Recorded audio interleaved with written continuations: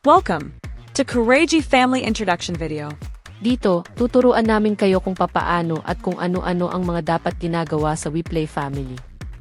Ngunit bago ang lahat, kilalanin muna natin ang mga admins ng Kureji family sa pangunguna ni Pinky, ang ating leader and family founder, kasama ng ating mga admins and deputy na sina Monay, Naomi, Zexy, Z, Chairman at Lolo Nokin. Sa tutorial na ito, tuturuan namin kayo kung ano ba ang mga task everyday, kaya mas mainam na tandaan ang instructions sa presentasyong ito. Ito ang family dashboard kung saan makikita ang impormasyon ng family. Ang mga black bars ay ang pinakamahalagang iniingatan natin, ang family ID, activeness, barrier funds at VAR password, at mahigpit na ipinagbabawal ang pagbibigay ng mga impormasyong ito sa iba na hindi naman kasali sa family. Isa sa pinakamahalagang parte ng pamilya ay ang barrier. Ito ang promoprotekta laban sa pagnanakaw ng ibang pamilya na tinatawag na steal. Mahalagang huwag itong sasabihin sa labas ng ating pamilya dahil pinapangalagaan nito ang ating family fund. Family funds, dito naman kumukuha ng pondo para mapanatili ang ating family voice room at upang pataasin ang level ng ating family badge. Ito naman ang gacha. Palagi mo dapat itong pindutin araw-araw para makakuha ng family coins, gold coins, at ang pinaka-importante sa lahat, ang barrier.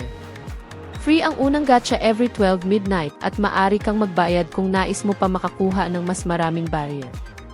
Sa ibaba ng family dashboard, sa kanang bahagi ay may makikita kang room, gacha, at plus sign. Sa pagpindot mo ng plus sign, doon mo naman makikita ang donate, cheer up, steal, at family shop. At ito naman ang function ng mga sumusunod. Donation. Dito ka magdo-donate ng iyong gold para makatulong sa family fund. Cheer up, pag-share ng gift sa family. Steal, wag na huwag mag-steal sa ibang pamilya. Mag-antay ng signal ng leader, deputy and admins bago ito gamitin.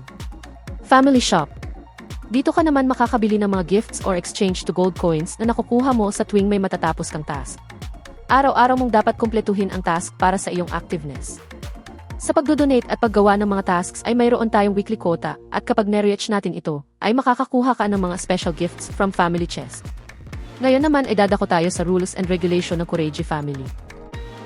Rule number 1, ipinagbabawal ang pag-share ng impormasyon sa loob ng family dashboard. Mga miyembro lamang ang dapat makakaalam ng mga importanteng nilalaman nito. Rule number 2, huwag ibabahagi ang passcode ng voice room kung walang pahintulot ng leader at admins. Rule number 3, maging professional sa oras ng meeting at interviews.